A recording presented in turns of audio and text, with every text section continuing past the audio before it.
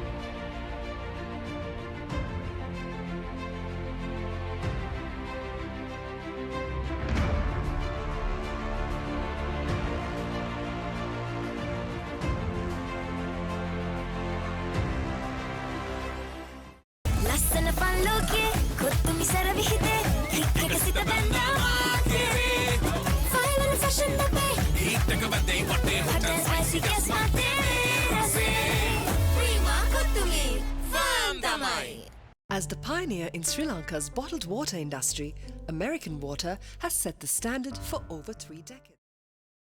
Hello and welcome everyone. You know, it's hot and humid here in Colombo, but nothing brings the heat as much as rugby here in Sri Lanka. You're here with the Rugby Show live from Quadrangle, here with our very own Statspert Boa Athu. Boa, how has the lapse of rugby been for you, and the start of rugby? How has it been for you? Very good morning, afternoon, evening, wherever you may be tuning in. Well, it's been a while. I've had um, so many messages asking me, when's the show back on the road? We were hoping to start the show last week, but of course, we had to go through all our formalities, technicalities.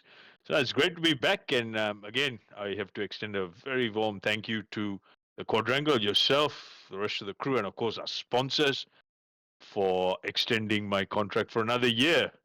And yeah, absolutely I love being back on the air, talking to you, and of course all our fans joining in from wherever they may be right around the world.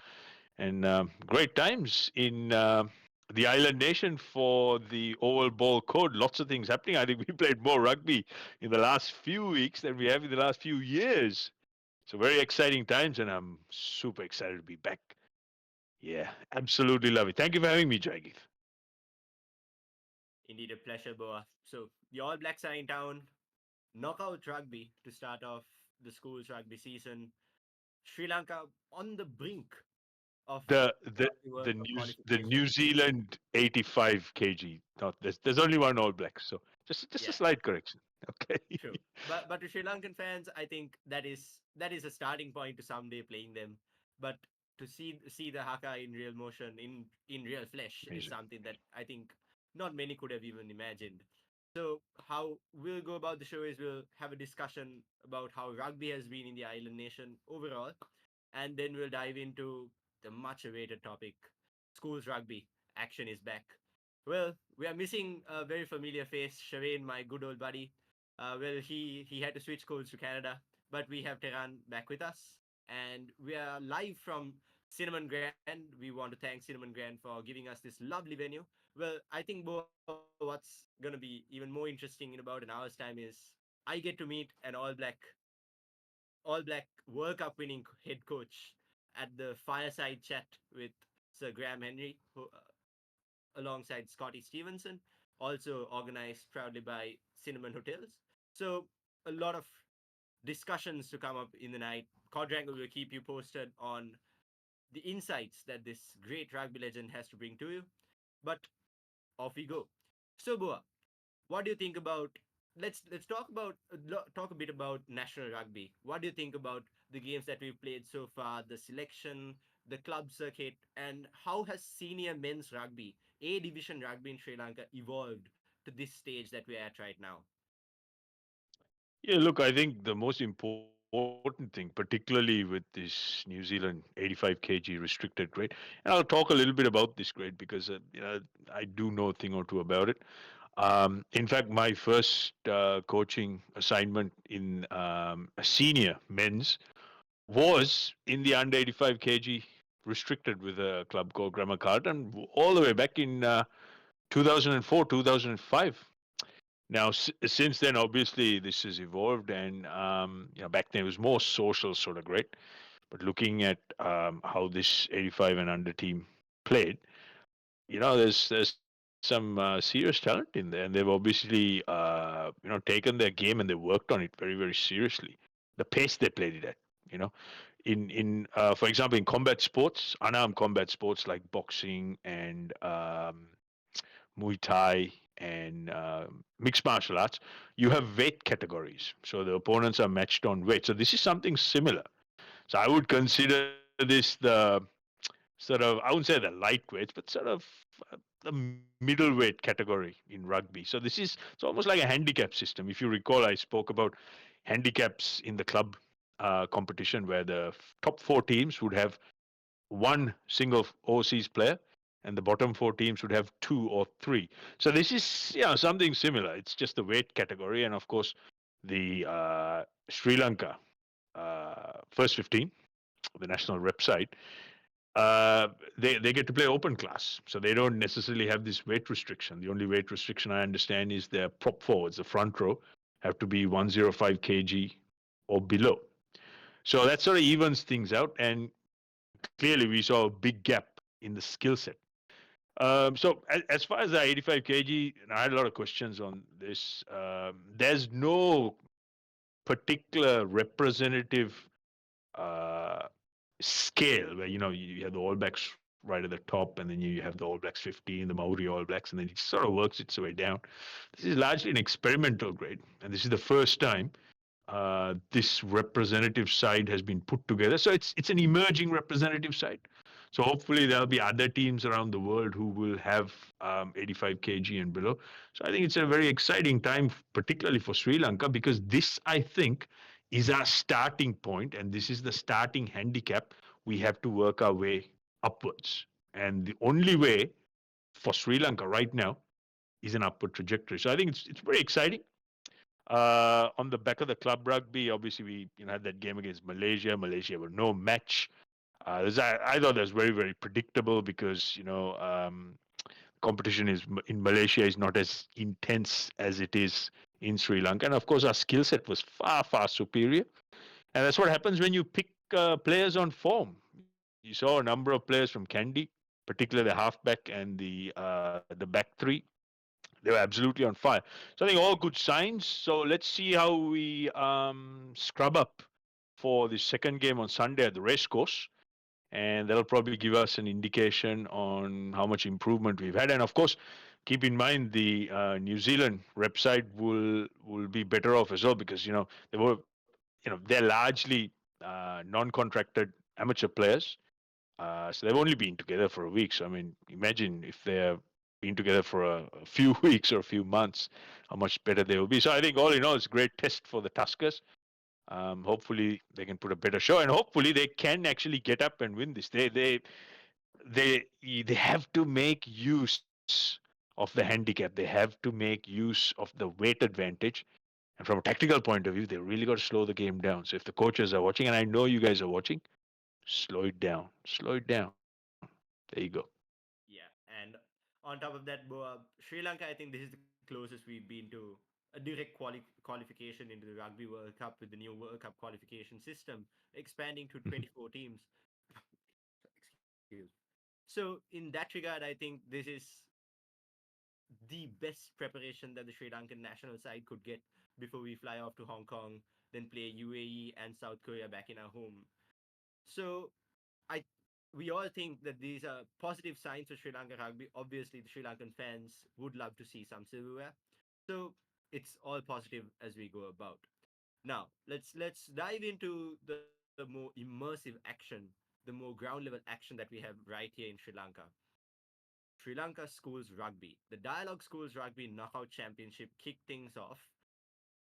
And surprisingly, after a very long time, or if not the first time, if I recall, a knockout competition to kick off the Sri Lankan Schools Rugby League. What's your take on this, Boa? Because for a side like Joe's, for example, or any side in the top division, you play a game, and if you lose that game, you technically have to wait about a month or two to play your next game. So how would that affect form? Whereas the people who go all the way, what's it gonna be like for them? Injuries to on-form players, so many things to discuss. Let's start off with our first question. Starting off a school's rugby season in Sri Lanka with a knockout tournament. What's your take on it? Absolutely love it. I've been a very strong advocate for the knockout to start first for at least a good 2 to 3 years now. The main reason is it makes sure that the best teams who qualified from last year they participate. So there's real meaning and there's a bit of feeling to this tournament. There's real skin in the game. Right? I'm not going to name names, but we've had in the past a few teams pull out for various reasons, citing examinations, injuries, so on and so forth. So it kind of devalues the participation level and it devalues the tournament as a whole. So I think this is a great way to get the season started. Now, you said what happens if a team gets knocked out? Some of the good teams, what's going to happen in their form? So I'm going to look at the inverse or the opposite side of it. So we saw, for example, my old school Royal had to really huff and puff against a team who was given no chance, Kingswood, who almost pulled off the mother of all upsets of the season, albeit for the first week of the season. So the beauty of the knockout is you win by one or you win by 200. All you got to do is win so you progress. And it gives some of the lesser teams a puncher's chance, quote unquote, a puncher's chance, the underdog getting a puncher's chance to knock out a better team because it's early in the season. Your fitness levels aren't the greatest, your form line isn't the greatest. It just makes it, level of unpredictability. So the onus is actually on the better or the top tier teams to turn up and make sure that they don't take any chances and they finish the job as quickly as possible. So you have all these scenarios. So, people can argue saying, oh, I'm not used to this, blah, blah, blah. But I can counter it with some equally good arguments because I know for a fact that the bottom tier teams would be relishing this opportunity. And also to address your concern if certain teams get knocked out early, what I think they should do, and I would encourage them to do this behind closed doors, play friendly games. Make sure you keep your form line going. And in fact, I've had two schools already pick onto this because I made a post earlier in the week, last week, saying, everyone who gets knocked out, make sure you play your friendlies and you keep that form line going. So it's good to hear that they've taken my advice on board, and that's how you approach this thing. So absolutely love it. KO first, bit of uncertainty, and of course a bit of silverware as well, a bit of bragging rights, and that just sets up the platform for what lies ahead. Definitely, Boa. I think this is the highest amount of participation we've had for the President's Trophy in the recent years. So it's great to see knockout rugby to kick things off. A good change for Sri Lankan schools rugby. Definitely some big guns yet to taste something of win of victory or defeat. But also, this is going to be a great opportunity for underdogs to pull it off. And I think this is a format that will, or hopefully will, carry on in the next few years as well. So, interesting times ahead. Alrighty, let's get into nitty gritties of the games that we saw last week. Boa, I'm going to give you the option of choosing your favorite game to start off with. Trinity versus Tora, Royal versus DS, or Wesley versus Patana. Where do you want to start off? Yeah, look, I early in the week I said the game of the week would be the Trinity Tomian game. That's exactly what happened. There's a bit of controversy as well. Always good to have a little bit of controversy, and particularly with our good friends who are listening and watching on the referees. But I have to say, before we jump into this, things have improved. Things have improved. I noticed the referees are putting a lot of effort a lot of effort into the education side of things. Last year they had some, referees from overseas, the Bay of Plenty guys come along, amazing people, and of course we've got the Bryce Lawrence, former Test referee, and at the moment he's in charge of game development here in New Zealand. He's helping these guys as well. So these are all good signs. So I think that's a very positive step that has to be said. And hopefully there's been a bit of an uplift of them. Now, I don't want to give these guys too much of a glowing reference because each time I do that, Murphy's Law happens. So, touch wood, things progress as good as they get. So, coming back to the games, yeah, I thought because that was essentially a semi final, I thought, in the making. It's just a bit unfortunate that, they had to meet this early. But again, that's the uncertainty, that's the unpredictability, that's the excitement factor I'm talking about, playing the knockout this early. Um, punch counter punch, some beautiful little movements, and I really like what I see with Trinity. They're doing they're doing a few things. They've clearly worked on their game. They're doing their basics really, really well, and they're building a solid form line.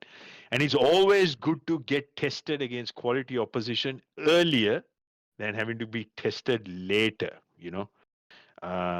So I think for me that was, it was like, it lived up to the billing. There's a few errors here and there as to be expected. No one plays perfect rugby this early in the season. And of course, the semi-final between Wesley and the Green Machine. Wow, Wesley, almost, stunning 10 points nil lead. And then obviously, Green Machine, to their credit, they fought back, showed character. And of course, these guys are knockout specialists. They won the most amount of knockouts in the history of the game.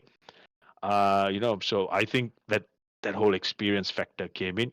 And of course, my old school Royal. Now, I know there are a lot of people claiming to be experts called DS to win it. I have no idea what planet they're living on because Royal just have too much experience and power. And I think the anxious moments they had against Kingswood, and that test, it's always good to get tested.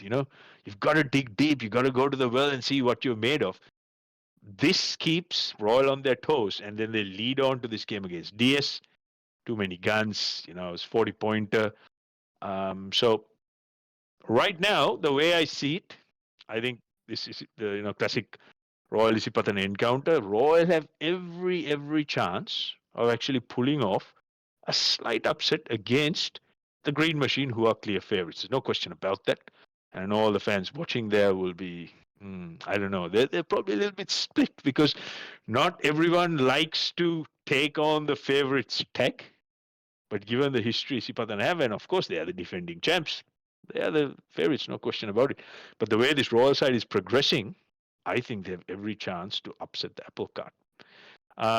Trinity, of course, they have to play Zahira. Now, Zahira, the beneficiaries, or call it what you may, of St. Peter's pullout. We'll talk about that later on.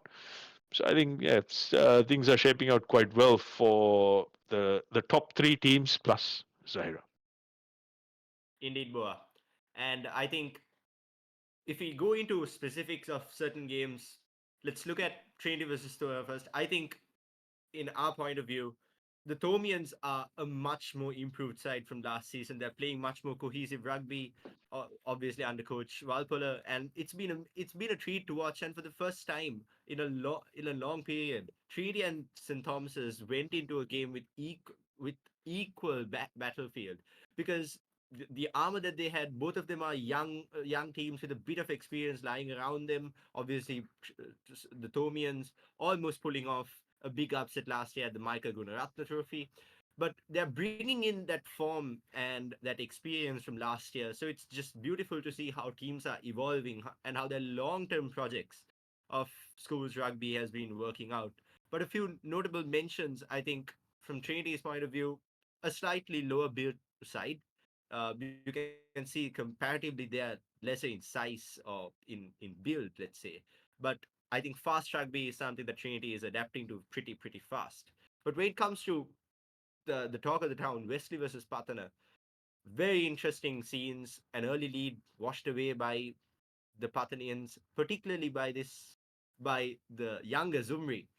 The elder brother was playing in the national team while the younger brother was scoring a hat trick. What a moment to what a moment to be a part of the Zumri family. But what do you think about that performance in particular, about the Green Machine coming in as underdogs in a knockout competition that they've been so dominant in? Because Wesley came in actually as clear favorites because they pulled off a really good victory in their pre-quarterfinal encounter against Juice, the first ever game of the knockouts. So what do you think about Patana being tested earlier on in the season? Yeah, so look, it's good. Like I keep saying, you got to get tested. It's always good to get tested. You need to see what you're made of. And again, I have no idea who tagged uh, Isipatan an underdog because, like I said, in my book, being the defending champs, they are favorites in my eyes until I can see a performance which is so overwhelming that, you know, even Isipatana won't have much of a chance. So, so far, I'm not seeing that. And I have to clearly reiterate, Patana are favorites to defend their knockout. And keep in mind, these guys are knockout specialists, and I think the way they came back, the way they showed character, and the way they actually dug deep and fought back against an outstanding Wesley side. I think this Wesley side, it's very unlucky that they have to play these quality teams up front in the quarterfinals, and they will have a huge impact as the league or the season proper unfolds. But no, I think it's fantastic. You got to get tested. Um, I'm going to put my coach's hat on now. When I used to coach, my worst form of prep going into the bigger games was having lopsided, high scoring games. You always want to get tested against quality opposition. That just keeps you both mentally and physically sharp. So I think the best thing for Isipatana to get this type of preparation leading into what is going to be a game where the intensity is going to step up. I mean, Royal are going to bring, the fire and brimstone. They will want to smash Isipatan up front, and we're going to see a clear lift in the intensity, you know. So that's my take on it. And of course, as far as St. Thomas is concerned, absolutely right. I think it's just such a shame that, again, on building on your point, they have to play these good teams up front, and they will have a huge say on what happens in the league, the season proper, and so they will be knocking over some of the more fancy teams. How far they can go really depends on their accuracy of executing their skill set. They have some very good skills which they've been building on, and of course, I think that try, I have to say, to me, it looked like that try was scored, but it was disallowed. So, look, these things happen. Again, that's just my view, my opinion. Bit unlucky, but overall, I think the better team won as far as Trinity were concerned, because they seem to construct. And that's what I like about this Trinity side. Their form line is such that they're always looking to construct and put plays together. They're looking for opportunity. And it's what I call a heads up play. The halfback particularly, he's looking and seeing what's happening. And of course, they got combinations. I was a little bit concerned when Shan Altaf was put back to the role of fullback, but having seen what he did against St. Thomas's, that's been kind of, I put a line straight through it. So, very talented sides. The side who are probably slightly underdone is Zahira, because, clearly they've had the week off, and that's never, ever, ever a good thing. You need to be playing regular footy, so that you keep your form line and then take it to the next week. But coming back to Zaire, I think Zaire is coming off of a very tough tussle with Vidyartha. And yeah, the off week might be a concern for them, but they're getting a really great mix of coaching from a former Royal head coach, former Trinity head coach. So the expertise is there. It's just about the execution going into such a high profile game, the semifinals of the President's Trophy. But obviously, Boa, I think one of the bigger issues, I think this pops up every season, and it's something like being tested right up front. I think there's a great test for the controllers of the game, the whistleblowers of the game, the referees. Obviously, a huge debate on that disallowed try, the tackle height, and around that of Shan Altaf's try. Well, like we always say, referees are humans too. But to avoid this conflict, to avoid this whole jargon of not understanding certain referee points or not sticking to the referee's call is something that the Sri Lankan rugby community are plagued with. So, what is your take on it? Earlier on in the season, we've seen a few incidents. Obviously, there have been moves made to make improvements coming up from last season. Like we all agreed on, the club season was very well run in Sri Lanka under the Sri Lanka Referees Association. But coming into the school season, we hopefully won't see any more tough calls like that. But what's your take on it? How can the referees actually become more proximate with the fans, the spectators, as well as the teams? How can it be translated much more simply to make any misunderstandings go away? It's really simple. Okay, we've got the technology, and here I am sitting, what, 14,000 kilometers away. I probably watch more rugby, local rugby, because of the time difference and access to all the replays than most fans do living in the island nation. So the technology is there. The referees are all mic'd up, they're commed up, and we have a broadcaster who's doing really well out of this financially.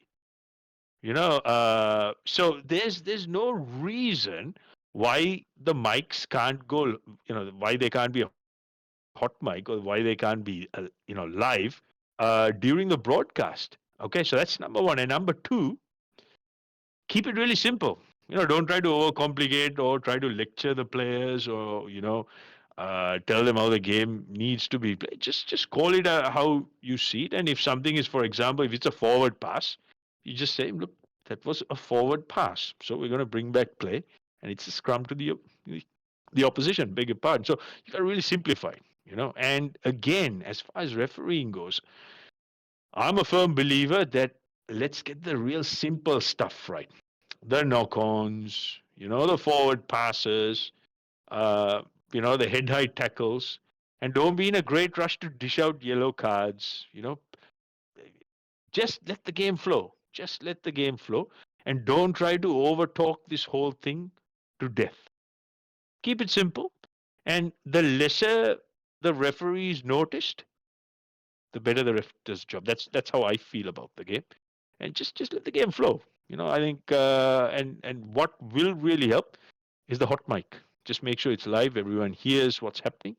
And look, bottom line is, yes, people will make mistakes, but it's just how we address this. And let's just make sure we get the really simple things right. And I think by and large, most of the fans will be very forgiving as well, because there are some instances, very difficult. We see them even at international test games. Referees make absolute howlers. So we just got to try and make sure we get the simple things right, and then let's sort of roll from there. Definitely, Boa. But I think my take on this is that both parties need to be incredibly transparent to each other. Spectators must be incredibly supportive, but I know passions always take the better of you. So we have a really passionate fan base here in Sri Lanka. All the listeners, to everyone, this message is going out to.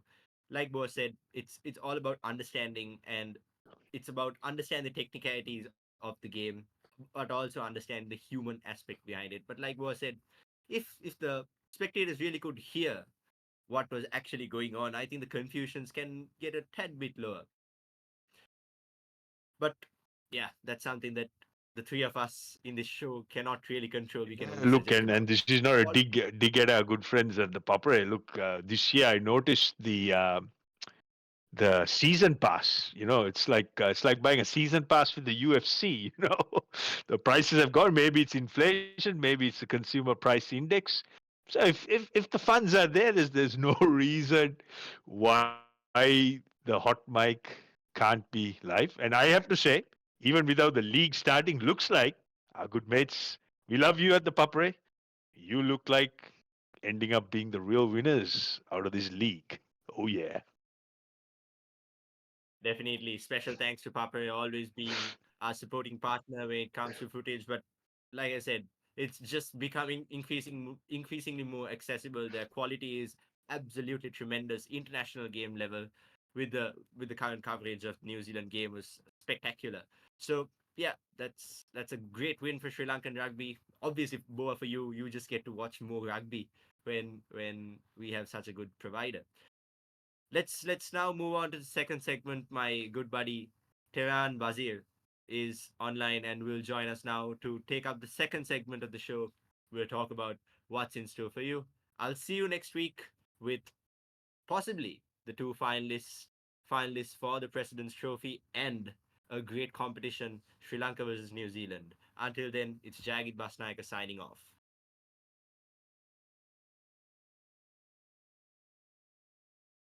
All right, that was Jagit, my good buddy, taking over the first segment of this grand, I would like to say, the rugby show here, a brand new episode here for this year.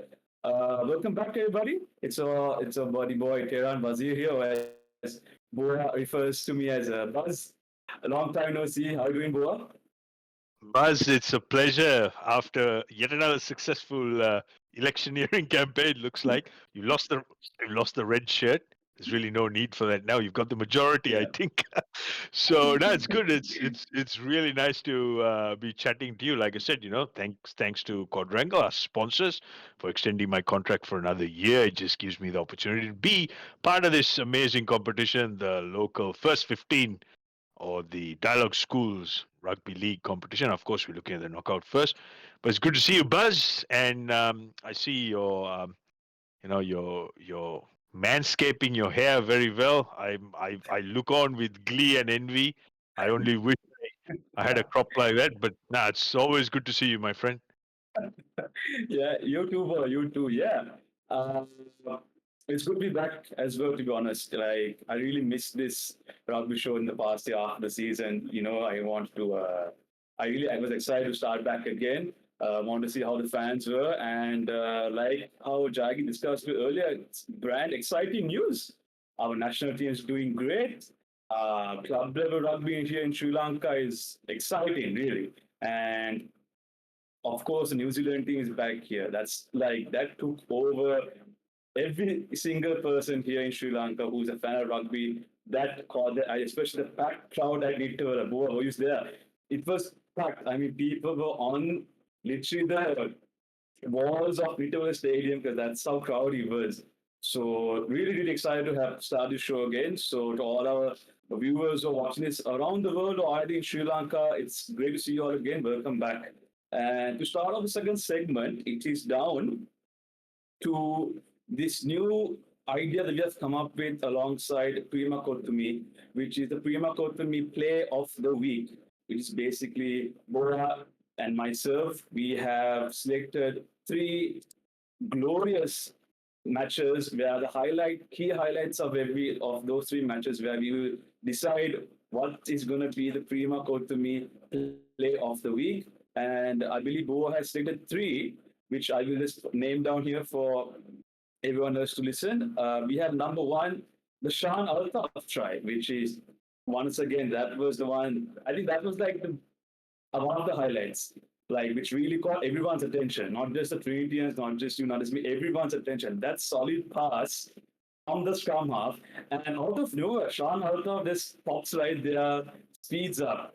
And number two, we have the Wesley Winger counterattack try, which we will show you all. I Yes. hope Chamat in the background has everything, all the videos ready. So we'll show it to you guys who are watching. And thirdly, it will be the Royal College chip and chase try. It's kind of exciting because Royal is on the show with us, Mr. Boa Athu. So I'm hoping we get to hear Boa's. But before we show everyone here on the show the video clips, Boa, anything to say before we start off? Yeah, look, all three tries I thought were outstanding. Well done. Yeah. First one, obviously, Shan Altaf's try. Look, what I really liked about it was that reverse little pass by their halfbacks. Obviously, they've been working on this, and it's a real simple heads up play. It's a real simple heads up play. Many, many, many years ago, when I was playing club rugby for CH, I had a guy called Milinda Jayasinghe who played with me. He was ex Nalandi, an outstanding player. Former Sri Lanka rep both in 15s and 7s. he used to do something very, very similar, and we used to call it NZ. That was the code. That was the little ploy. He'd run across from the ruck, and then either myself or one of my teammates, we'd come on the inside, and he'd have that little no-look pass. So, obviously, that really got the crowd going, and of course, Altaf hit that line. That was just so pure. Bit of controversy. Well, there's no controversy. It was just a clumsy challenge right at the end. One of the commentators referred to it as a seatbelt tackle. It was just a high tackle. It was clumsy, And yes, Altaf was going down, but when someone's going to score a try, it's just desperate stuff. So hopefully the tackler will learn from it, and all the Yeah. coaches watching out there, just try and avoid that. Going around and trying to get someone around the head. It's just not smart. Okay. And I know there was a lot of back chat, and there was a lot of chatter around this particular thing online, and a lot of questions. A lot of people actually cut videos and sent photos to me. Look, it was dealt on field. Let's just move on. And I'm just glad that no one got hurt, because every time someone goes in for a head-eye shot, there's always that risk of people getting hurt. And these are schoolboys, so let's just be a little bit pragmatic. Number two, that counter-attack try, outstanding stuff. And this is what I love about teams who want to play with and who have speedsters out wide. There's nothing more pure than watching a winger in open space like a racehorse, pricking his ears back and then herring down to score that try. That's exactly what happened, and that really got the crowd going at Jurassic Park. And I thought, Wesley, well, bit unlucky that they didn't have the gas in the tank. They really challenged the defending champions, Green Machine. So for that reason, I picked that. And of course, Miles School, Royal College, I think they've put a little bit of thought. For the last few years, I've been going on about the importance of kicking their goals and kicking out of hand. It was beautiful to see. I think it was the first five, that little chip and chase. Again, a heads-up place, identifying space, seeing where the space is. And there's a good old lesson here. When one person kicks, at least two people need to chase. So that's exactly what happened. The bounce of the ball was good. You create your own luck. And a prima, 𝗥𝘂𝗶𝗆, potential plays of the week. All right, you heard it from man himself, ladies and gentlemen. Well, let's all have a quick look at the videos that Boa has selected, the top three, and afterwards we will get down to the final one of the player of the week, the Prema 𝗥𝘂𝗶𝗆 player of the week. So I will give the cue to Chamat. So we will play the first video for you all, which is going to be the Shan Altaf try, Trinity College versus St. Thomas's. Here you go. Getting better at that as they get that beautiful run from Shan Altaf. Beautiful hands from 𝗥𝘂𝗴𝗆 leaves Mayank for dead, and Shan Altaf gets over for the try. What a brilliant score by Shan Altaf.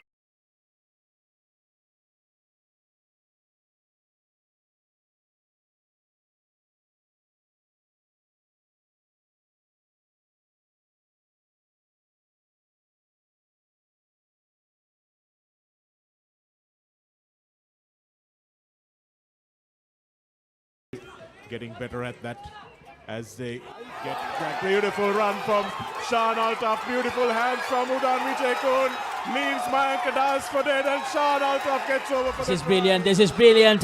There's space for the number 14. He waits the tackler. ජීවිතය ගැන ගන්න ඕන හොඳම තීරණයක්. Swiss Tex Skim Coat. As they get that beautiful run from Shan Altaf. Beautiful hands from 𝗥𝘂𝗴𝗆 leaves Mayank for dead, and Shan Altaf gets over for the try. What a brilliant score by Shan Altaf.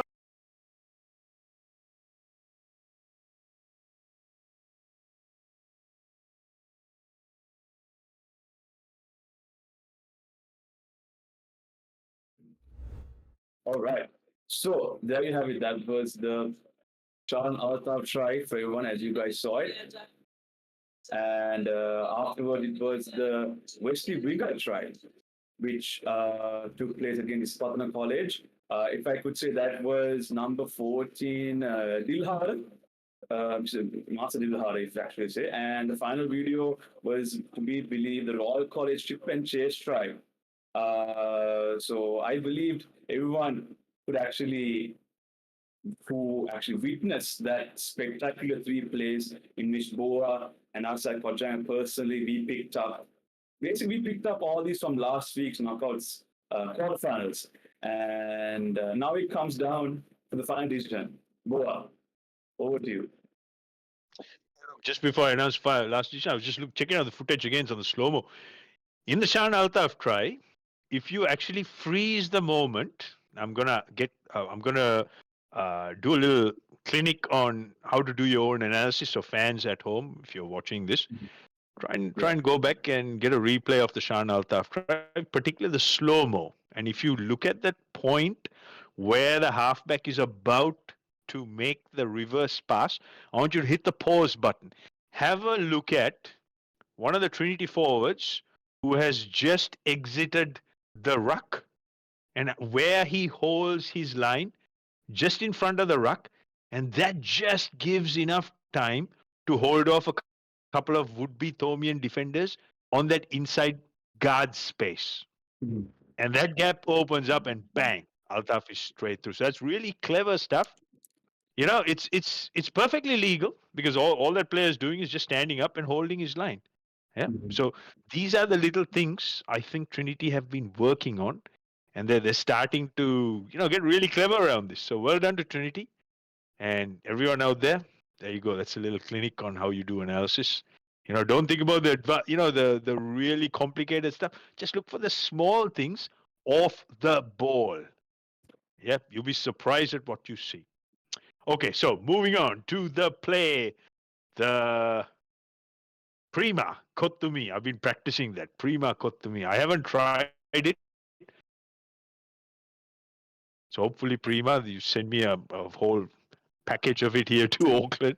I'd love to try it. For the reason that it created so much excitement, so much skill. And of course, it takes real guts and it takes real tenacity to score tries against this team.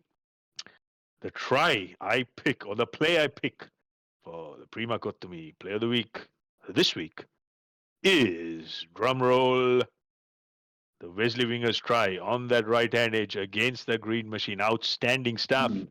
And I think this will give the Wesley fans probably feel a little bit better about themselves because they were feeling a little bit down after that early exit. Hold your heads up high. Outstanding try. The winger, I think it was it 𝗏𝗃𝗃, his name, that young man? 𝗏𝗃𝗃 Dilhara, yeah, Boa, yeah. Yeah. So there you go. Brilliant stuff, young man. Hope you're watching. Hope your parents are watching. Yep. Take a bow. Outstanding stuff. With me, nothing is given. You have to earn the right. So you certainly earned that right. Amongst three solid, outstanding plays, you are this week's Prima 𝗏𝗏𝗃 Play of the Week. There you go.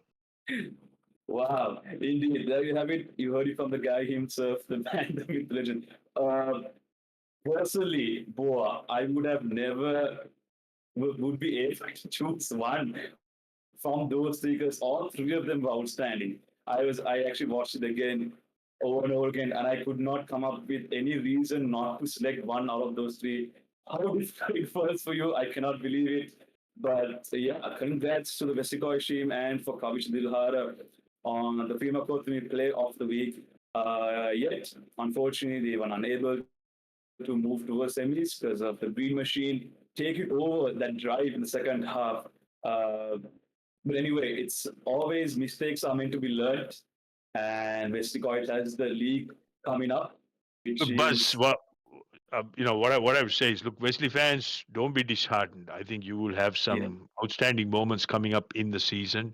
Keep your chin up and go forward. And look, what I am actually looking forward to is this year's traditional game between Kingswood and Wesley. I think there's going to be some real feeling in this, and I think both teams are going to really step up, and we are going to see a very, very exciting encounter. So this just sets up the groundwork. This just really sets up the groundwork, and it's a good platform to build on. So just because teams exited at the quarterfinal stage, I know it's always disheartening, but you always got to look at the flip side of the coin and look at the opportunity on what you can learn from this and how you can build on that skill set. So Wesley, hold your head up Yeah. high. You did yourself proud. Yeah, of course, you're absolutely right. Because good thing you mentioned about the Kingswood match. So of course, the ever looking forward to Blazier Trophy. Because if you remember the Kingswood match versus Royal College, that was shocking match for me personally. Like I never knew Kingswood were able to give a good fight against the Tuskers at Jurassic Park, which was sorry, not Jurassic Park, at Kingswood home ground, which was really shocking to me. So yeah, absolutely right. West College have what it takes to take on this league as well. So that's a match to look forward to. And off to the next session where we will speak about the semi-finals coming up this weekend. And I'd like to mention that the four schools that I've got through are Isipatana College, the Green Machine, the Royal College Tuskers, Trinity College, the Lions, and a free pass to Zahira College, which actually got their bye from their St. Peter's game. We'll just talk a little bit about that, won't we, Bo? We'll start off with how, of course, the Royal Tuskers take on the Green Machine. How is that going to turn out next weekend? Is it going to be a thunderstorm at Colombo, Boa? Just let the people know what they have to wait for. Yeah, look, I think it's going to be a significant step up in intensity. Both teams bragging rights. Classical Royal Isipatana. Whenever we've had Royal Isipatana encounters, they've been close. Close, highly contested affairs, and there's a lot of passion in the game as well. Um, it could, for all money, could be an early final. Yeah, could be an early final. I've always maintained that the top four teams this year, um, St. Peter's, Isipatana Royal, and of course, I had that asterisk with Trinity and St. Thomas's, so that has now been proven. Those three teams. Of course, St. Peter's, they pull out. We'll talk about it in a moment. Look, where things are at, as I said before, when Mate was on in the first segment, Isipatana is defending champs. They are the favorites. There's no question about it, and they are knockout specialists. And they showed last week against Wesley they can come back, and that's a tremendous sign.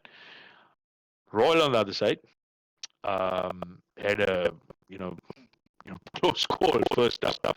I was a bit worried actually. Watching the game, but it's knockout footy. All you have to do is win by 1 point. That's what they did. They won by a few, more than one. And then they progressed to DS and they really flexed their muscles. And then early in the week, I did put a post saying that I'm really expecting Royal to flex their muscles today. It's exactly what they did. It's exactly what they did. And they now have the platform to seriously threaten Isipatana, dismantle them, and pull off what I consider is the unlikely result. I still favor Isipatana to go all the way. But like I said, this has been a tremendous turnaround in form line. But again, DS I thought was the perfect opponent because they weren't really going to threaten Raw. There's no way. I know a few people said that DS are favorites. It's just come on, it's just not realistic. Yeah. Bring ourselves down to earth. So it's gonna be a tight tussle, very very tight tussle. And the second encounter, of course, Trinity versus Zaira. Now Zaira coming off the bye or the walkover, call it what you may. And that's never a good sign coming into a semi-final where you get a freebie. And I think in this case Trinity are overwhelming favorites. But I hope Zaira can prove all of us wrong. And themselves and those close to them are probably the only people who believe that they can upset the apple cart and roll Trinity over. But again, keep in mind Trinity have to travel down to Colombo. That's one of the drawbacks in this competition. They're traveling up and down, but it seems like they don't mind this too much because whenever they are in Colombo, they actually really turn up the heat and they take the biscuits home. So I think the Trinity Zaira one, there is clear favoritism with the Lions, but as far as Royal taking my old school Royal, taking on 𝗥𝘂𝗴𝗯𝘆, it's anyone's game. Although, given that they're defending champs and the way they navigated that Wesley challenge, I think they're slight favorites. But Royal will cherish the fact that I'm not giving them favorite status, and they'll want to go under the radar as they always want to, and pull off a perennial upset. So there you go.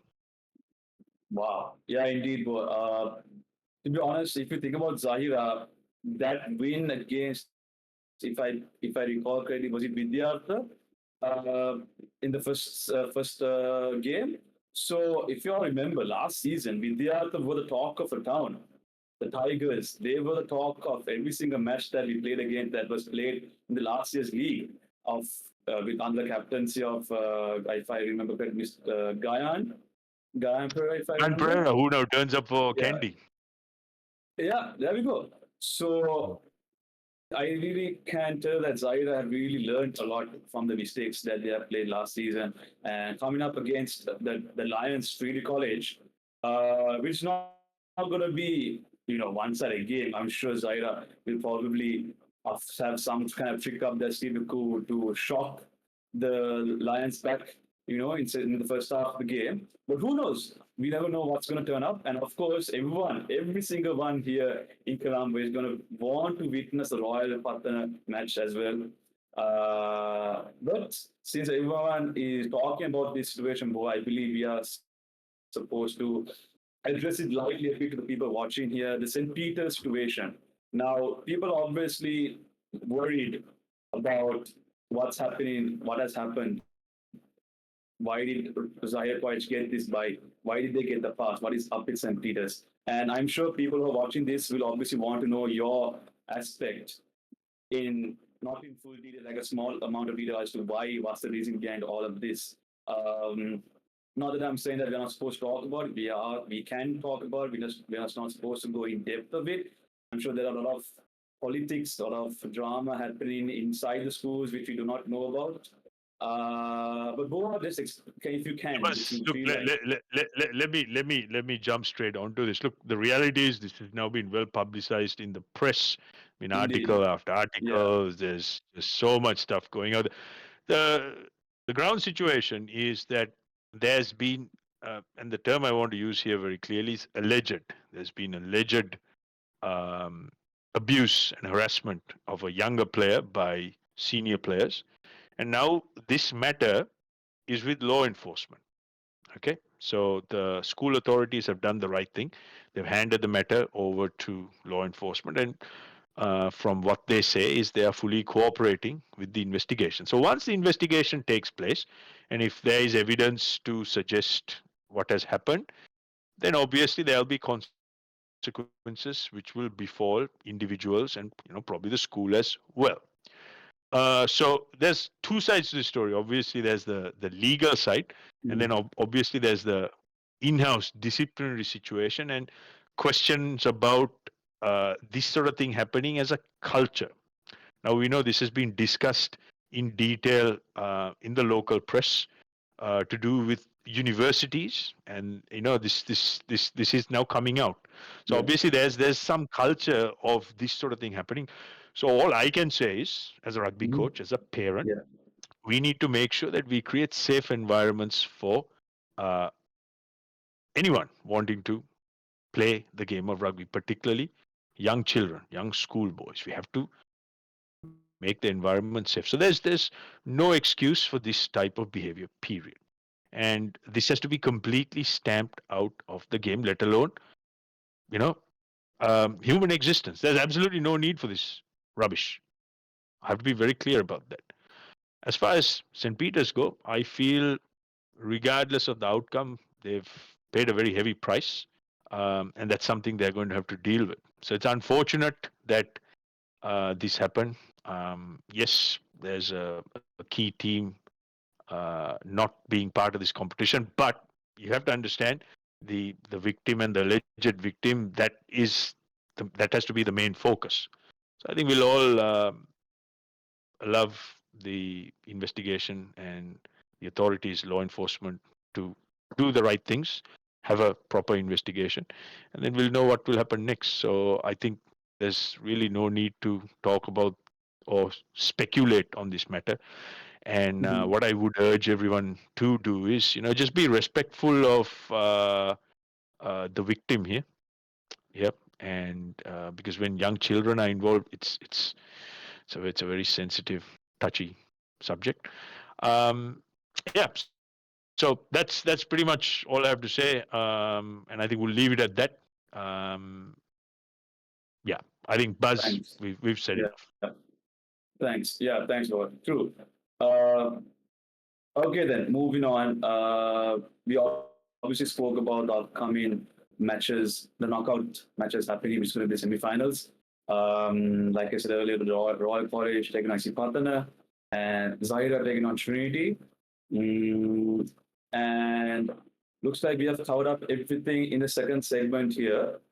And now it's time for Boa's favorite game, the hot seat. Well, he gets to come up with the quick, instant answer as to who will win those two matches at the semifinals. I could tell from Boa's way that he wasn't ready for this. He didn't know that this was planned already, so it's up for excitement, really. But so yeah, Boa. Before we start the hot seat, do you have anything to say about these upcoming matches? Yeah. Well, look, I knew you were going to hit me with this, and the reality is there isn't a strong enough form line to create what I would comfortably say a most likely possibility. Okay, that's how I look at it. I look at numbers, I look at playing patterns, and that's you if you recall last year, the mother of all predictions, the Rugby Shield second leg, I predicted it right to a T. I'm not a fortune teller by any means. all I can do is analyze what's in front and call it to the most likely outcome. So I think I'll address the first game between Trinity and Zaira. I think this is relatively straightforward in my book. Trinity, I am tipping them to win their semi-final against Zaira and progress to the final, and I am tipping them to do so by a margin of anywhere between 7 and 15 points. So Trinity to win between 7 to 15 points.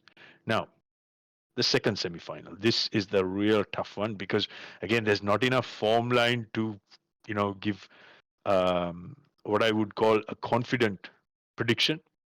But based on what I said before, I think 𝗥𝘂𝗴𝗯𝘆 Green Machine slight favorites coming into this game, and by slight I mean wafer thin margins because both teams. It's a good stylistic matchup. I think upfront power by the Royal Tuskers. They're going to bring the pain. They're going to bring the hurt locker against that flair. And what I like about 𝗥𝘂𝗴𝗯𝘆 is the way they clear the ruck. They're very quick and they give what you call lightning fast ball.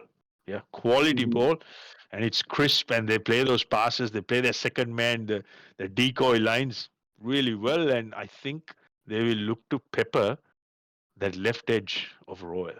That's where I think they will look to attack. And of course, Royal, they've really innovated around their kicking game out of hand. That little chip and chase, the 50-22s, they've really they've listened to what I've been saying. And I know you guys are listening right now as well. So keep doing what you're doing. Absolutely love it. Love the breath of fresh air. Love the innovation. But as far as predictions go, I'm gonna give you two sides, two possibilities. Number one, the most likely scenario, I'm tipping 𝗥𝘂𝗴𝗯𝗆 to win as favorites, and they will do so by 3 points or lesser. It's number one, the first prediction. Or, again, a very likely outcome is Royal to go on to win. And if they do so, they will win by 6 points or let's say 5 points or lesser, by one try or lesser. So look, to be honest, it's just too difficult. It's too close to call. But just to be pragmatic, I'd look at both sides of the coin here. So hopefully it's going to be a great game. I think it's going to be a great game. I think the intensity is going to really lift. Hopefully there are no controversies. We are treated to a very exciting game, and everyone can shake hands and go home feeling, regardless of the outcome, happy. Yeah, of course, Boa. Thank you so much. Well, that was the hot seat or the predictions of Boa. I could really tell that he was had a difficult time coming up with the Isipatan and Royal match. But there you have it, everyone. That comes to the end of this rugby show, the first episode for the year 2025. And I believe we covered all this in an hour, which is really, really We've done well. exciting We've and done really well. shocking at the same We've time. nailed it in 60 minutes. We've done really well. Indeed, we have improved as well. Apart from the schools, we as a team have developed, really improved to stick this show to an hour's timing. But yeah, as all good things come to an end, ladies and gentlemen, boys and girls around Sri Lanka and around the world, thank you so much for watching this show. Please continue. This is not the end. We are going to continue until the league even starts. We'll be there. Boa will be there for sure. If you guys have any questions, please drop down in the comments section of every show that we do. I will make sure Jayagit is also there. We will make sure to ask Boa these questions, and hopefully he will answer you guys. And of course, everyone, this is not possible without our, of course, beloved sponsors. I would like to mention our sponsors. No Limit, great value, big smiles. No Limit, thank you so much. And of course, we have American Water, the hydration partner. So all of you rugby players out there practicing your lungs out, especially, there you go, Boa. All of you rugby players practicing your heart out. Please stay hydrated. You all know very well that Sri Lanka is not an icy country. We are, of course, very tropical. So keep yourselves hydrated. And I would like to thank once again American Water for being our proud sponsor. ESU, thank you so much again.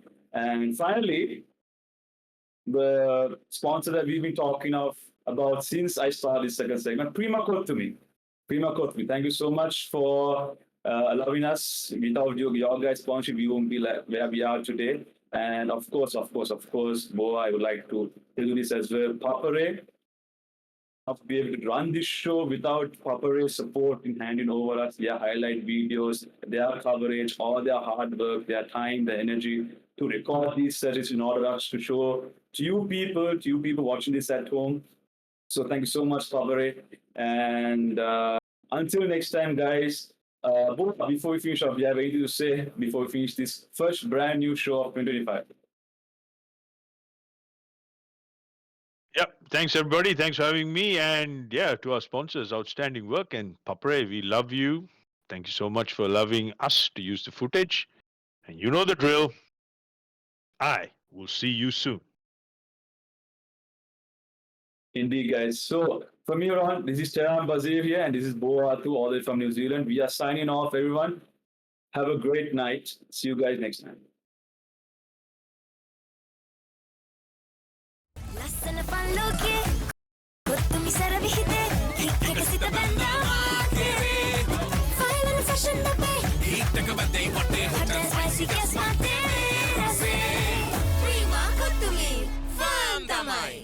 As the pioneer in Sri Lanka's bottled water industry, American Water has set the standard for over 3 decades, made to be shared between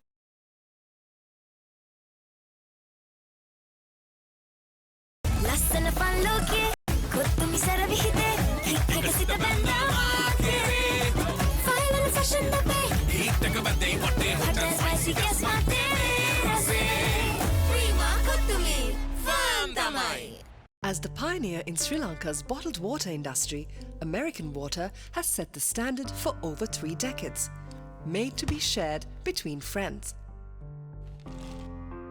To fuel your next move. For a festive family meal.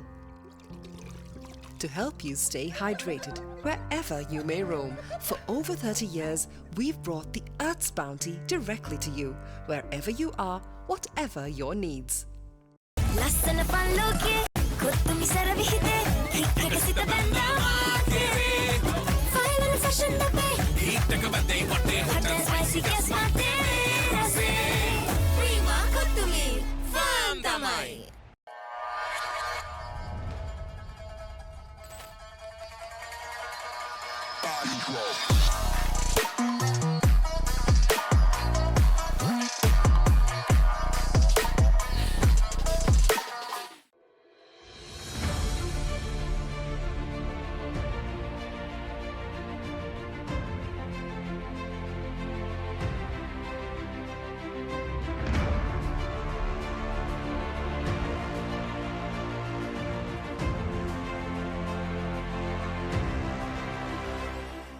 ලස්සන පල්ලෝකේ කොත්තුමි සර විහිදේ click එක සිත බැන්දා final fashion බබේ හිටක බදේ වටේ හොට spicy ගස් මාතේ රසේ Prima කොත්තුමි farm තමයි. As the pioneer in Sri Lanka's bottled water industry, American Water has set the standard for over 3 decades, made to be shared between friends. To fuel your next move. For a festive family meal. To help you stay hydrated wherever you may roam. For over 30 years, we've brought the Earth's bounty directly to you, wherever you are, whatever your needs. ලස්සන පල්ලෝකේ කොත්තුමි සර විහිදේ click එක සිත බැන්දා final fashion බබේ හිටක බදේ වටේ හොට spicy ගස් මාතේ රසේ Prima කොත්තුමි farm තමයි.